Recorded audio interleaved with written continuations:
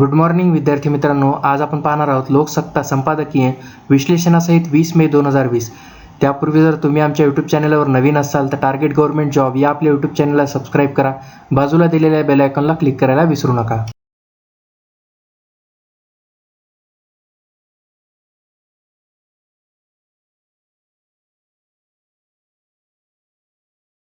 आज या व्हिडिओमध्ये आपण दोन महत्त्वपूर्ण लेख पाहणार आहोत.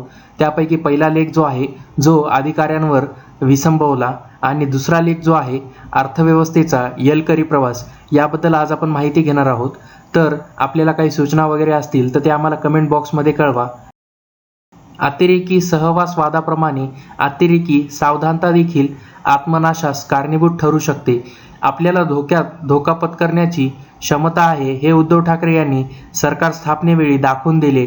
पण नेतृत्व गुण दाखवायचे तर दररोज जोखीम जे आहे ती पत्करावी लागणार आहे.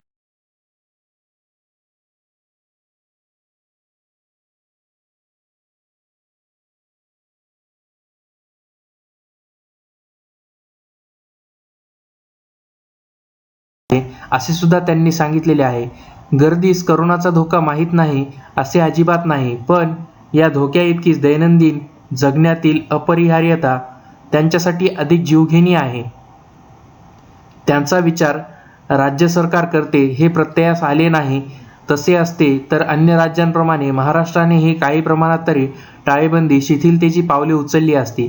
अतिरेकी सहवासवादाप्रमाणे अतिरेकी सावधानता देखील आत्मनाशास कारणीभूत ठरू शकते.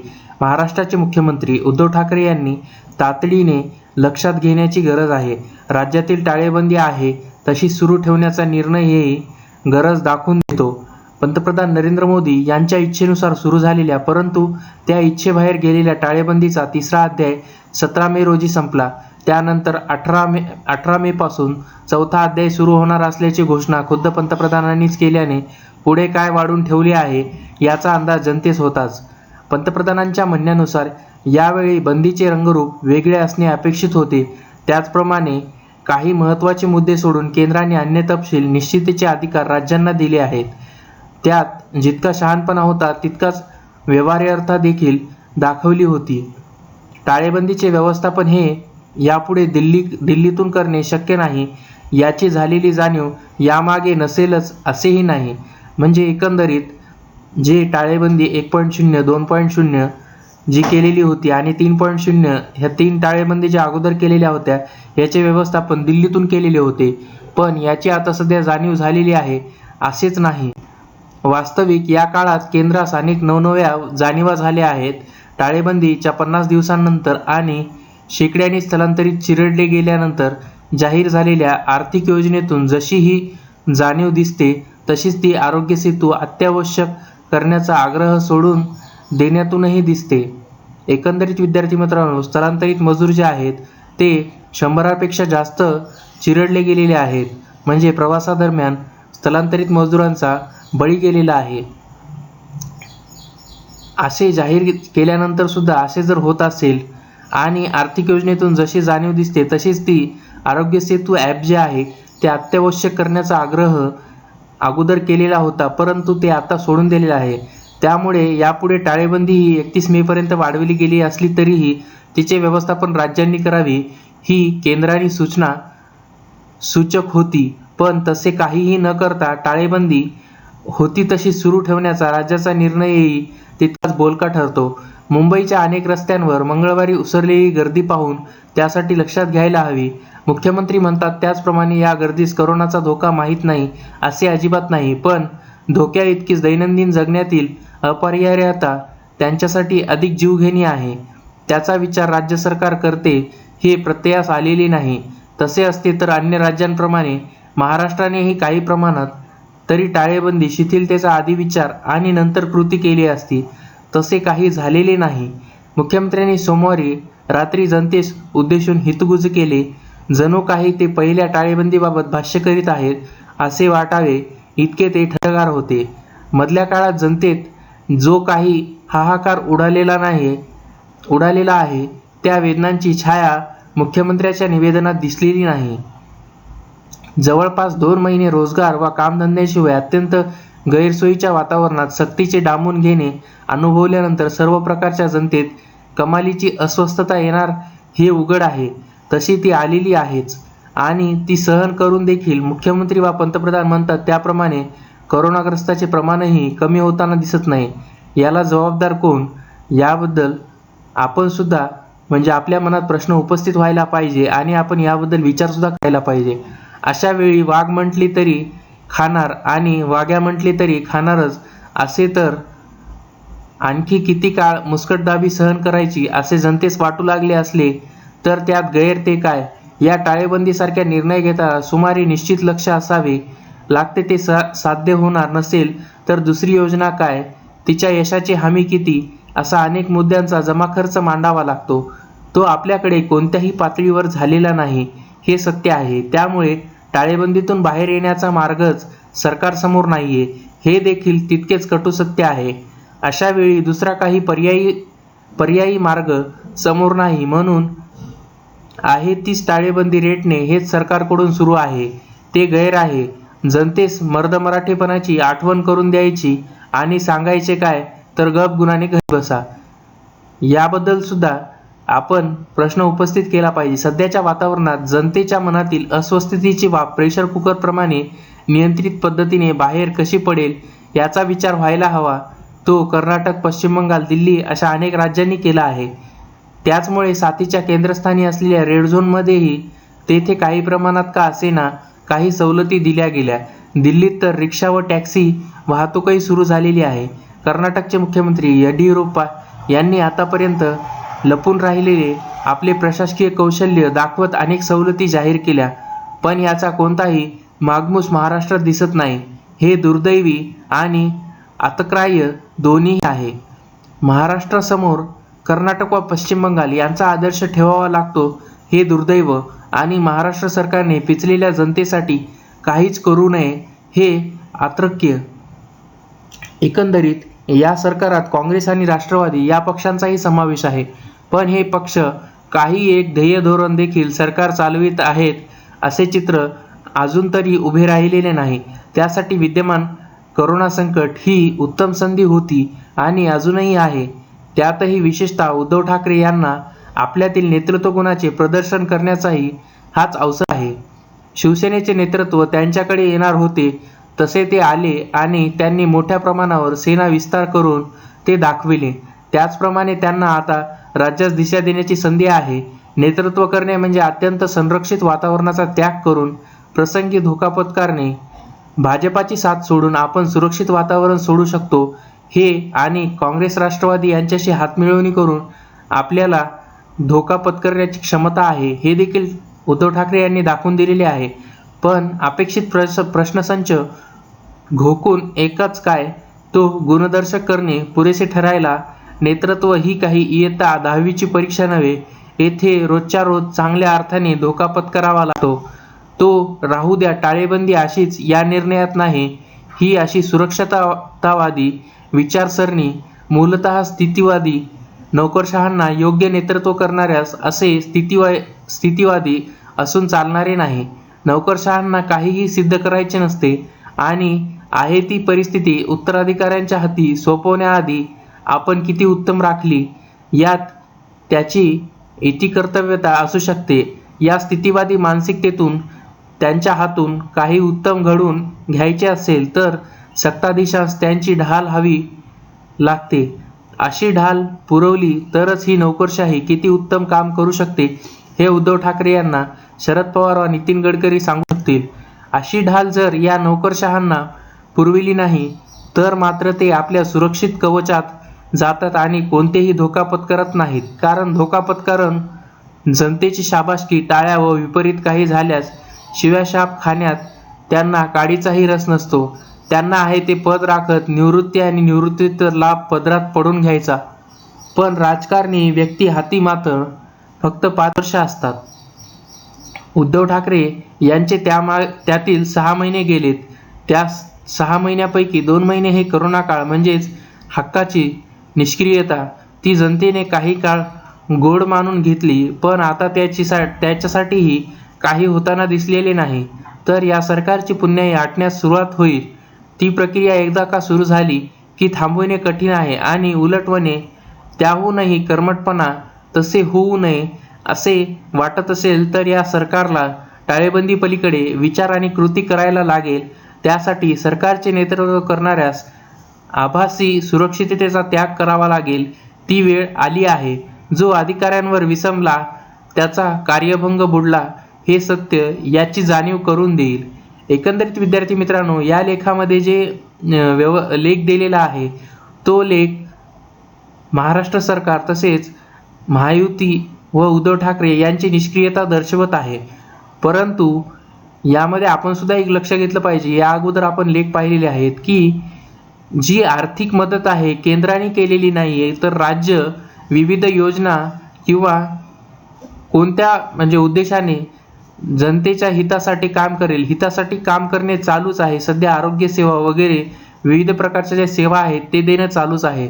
परंतु टाळेबंदी उठविण्यासाठी विविध राज्यामध्ये विविध योजना यापूर्वी रुजू केलेल्या आहेत, जेणेकरून ते BJP प्रणित राज्य असल्यामुळे आणि काही राज्यांची आर्थिक स्थिती योग्य असल्यामुळे अशा प्रकारचे निर्णय घेतलेले आहेत. याबद्दल आपण विचार करायला पाहिजे. दुसरा आणि महत्त्वपूर्ण लेख जो आहे अर्थव्यवस्थेचा येलकरी प्रवास. आर्थिक अतिरेक भाष्यकार ठरलेले अर्थशास्त्रज्ञ नुरिएल रुबिनी यांनी करोना पश्चात जागतिक महामंदीचे गांभीर्य अलीकडेच अधोरेखित केलेले आहे. या लेखामध्ये आज आपण माहिती घेणार आहोत.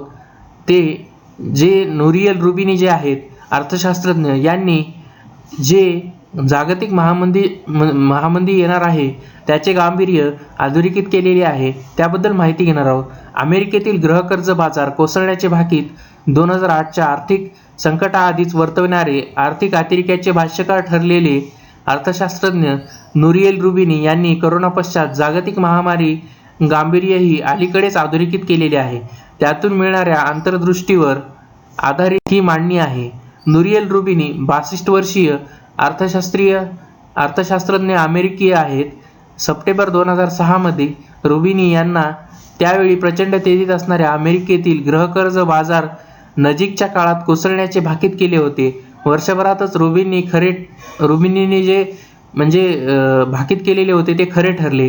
2008 मध्ये गृहकर्ज बाजारच नाही तर अमेरिकी अर्थव्यवस्था सुद्धा नाही, तर जागतिक अर्थव्यवस्था 1930 नंतरच्या सर्वाधिक गंभीर आर्थिक संकटात ढकलली गेली होती. तेव्हापासून जागतिक अर्थव्यवस्थेतील सर्व प्रकारच्या अतिरेक्यावर कोरडे ओढण्यावरून रुबिनी यांनी डॉक्टर डूम जन्मजात निराशवादी अशा शेलकी विश्लेषणात चिकटवलेली गेली आहे. मात्र त्यांना ती फिकीर नाही. करोना पश्चात जागतिक महामंदीचे गांभीर्य त्यांनी द गार्डियन मधील लेखात अधोरेखित केलेले आहे. त्यातून मिळणाऱ्या अंतर्दृष्टीवर आधारित मांडणी आहे. तीव्रतर आणि दीर्घकालीन मंदी. नद्यांना पूर तर दर पावसाळ्यात येतात. एखाद्या नदीला आलेल्या पुराचे गांभीर्य कसे जोखायचे आणि त्यासाठी गतकाळातील सर्वात मोठ्या महापुरात काठावरील देवळाच्या कळसाला लागलेल्या पाण्याच्या खुणोशी यंदाच्या पूर पातळीच्या तुलना कमी केली जाते. तत्वतः जागतिक अर्थव्यवस्थेत नेमण्या येणाऱ्या मंदीचे गांभीर्य नेहमीच 1930च्या महामंदीशी तुलना करून ठरविण्याची पद्धत आहे. रुबिनींनी निसंदिग्धपणे सांगत आहेत की 2020 मधील महामंदी 1930च्या महामंदीपेक्षा तीव्रतर असेलच. देशाची कोसळलेली अर्थव्यवस्था शासनाच्या व केंद्रीय बँकांच्या सक्रिय हस्तक्षेपामुळे सावरतील देखील. ती सावरण्याचा वेग व काळ याचा आलेख कसा असणार हे इंग्रजी अक्षरांच्या सहाय्याने दर्शविले जाते. उदाहरणार्थ, अर्थव्यवस्था ज्या वेगाने कोसळली त्याच वेगाने सावरणार असेल तर इंग्रजी काही काळ तशीच पडून नजीकच्या काळात पण निश्चितपणे सावरणार असेल तर इंग्रजी तर पडलेल्या अर्थव्यवस्थेत अनिश्चित काळ राहण्याची भीती असल्यास इंग्रजी हे अक्षर वापरले जाते. रुबिनी यांच्या मते करोना पश्चात जागतिक अर्थव्यवस्था अक्षराचा प्रवास करेल असे त्यांचे म्हणणे आहे. आधीचे शतक. भांडवलशाही अर्थव्यवस्था अधूनमधून मंदावत असतेच. अर्थव्यवस्था वाढीचा जो दर आहे, चलन फुगवटा, वस्तुमाल सेवांच्या मागणीचा उठाव आणि अशा अनेक निकषांवर भांडवलशाहीतील मंदीचे जे वर्गीकरण केले जाते, त्यासाठी रिसेशन म्हणजे सौम्य मंदी, अर्थव्यवस्था वाढेल पण पूर्वीपेक्षा मंद गतीने, डिप्रेशन म्हणजे मंदी, अर्थव्यवस्था ऋण दरवाढ, ग्रेट डिप्रेशन म्हणजे महामंदी आणि स्टॅगफ्लेशन म्हणजे कुंठितावस्था व चलनवाढ एकाच वेळी. डिफ्लेक्शन म्हणजे सरकारी खर्च, उद्योगधंदा, गुंतवणूक व ग्राहकांची वस्तुमालाची मागणी एकाच वेळी मंदावणे अशा अनेक संज्ञा वापरलेल्या आहेत. अर्थतज्ञ, केंद्रीय बँकांचे अधिकारी, धोरणकर्ते अशांना वर्गीकरणातून रोगनिदान करता येऊन धोरण औषधे ठरवता येतात. रुबिनी यांनी देखील त्याच्या लेखात या संज्ञांचा सढळ वापर केलेला आहे, पण क्लिष्टता टाळण्यासाठी या संज्ञातील बारकावे या लेखात आणलेली नाहीत. रुबिनी यांनी करोना आढळण्याच्या आधीपासून जागतिक अर्थव्यवस्थेत असणाऱ्या ताणतणावाकडे लक्ष वेधले आहे. खरे तर 2007 सालीच्या अरिष्टाचा उपयोग प्रगत राष्ट्रांनी आपापल्या अर्थव्यवस्थेत संरचनात्मक बदल घडवून आणण्यासाठी करावयास हवा होता, पण अतिशय माफक व्याजदर ठेवून त्या अर्थव्यवस्थांमध्ये कर्जाचा महापूर आणला गेला. त्यातून उत्पादकमत्ता न वाढवता साठेबाज गुंतवणुकी मात्र वाढल्या. कर्जफेडीची कुवत नसणाऱ्यांना सढळ कर्ज वाटप झाले आणि जागतिक अर्थव्यवस्थेतील जोखीम बरीच वाढली. करोनामुळे ती दरीत कोसळणार असेल तर त्याला गेल्या दशकभरातील आर्थिक धोरणे कारणीभूत असतील. रुबिनी यांनी नोंदवलेल्या मुद्द्यांना ढोबळमानाने महामंदी करणे आणि संभाव्य परिणाम असे विभागता येईल. अर्थातच आपण ज्या परिणाम म्हणून ती कालांतराने महामंदीला अधिकच गडद करणारी बनणार आहे हे लक्षात ठेवण्यास हवे. रुबिनी यांनी प्रतिपादलेले पण सदरील आधीच्या लेखात स्पर्श केलेले मुद्दे पुनरुक्ती टाळण्यासाठी या लेखात नाहीत. याची कारणे जी आहेत: हाताबाहेर जाऊ शकणाऱ्या अर्थसंकल्पीय तुटी, दुसरी म्हणजे थकीत कर्जे आणि दिवाळखोरी, तिसरी म्हणजे राष्ट्राचे स्वयंरक्षणात्मक पावित्र्य, चौथी म्हणजे अर्थव्यवस्थांच्या सर्वच आघाड्यांवर कुंठितावस्था आणि याचे परिणाम जे आहेत उद्योगधंद्यांमध्ये स्वयंचलित यंत्रांचा वाढणारा जो वापर आहे तो, अमेरिकी चीनमधील वाढलेला दुरावा आणि नवीन शीतयुद्धाची संभाव्यता, तिसरा जो आहे लोकांनी नेत्यांची साथी. महामंदीचे कारणे जे आहेत ते विस्ताराने पाहू.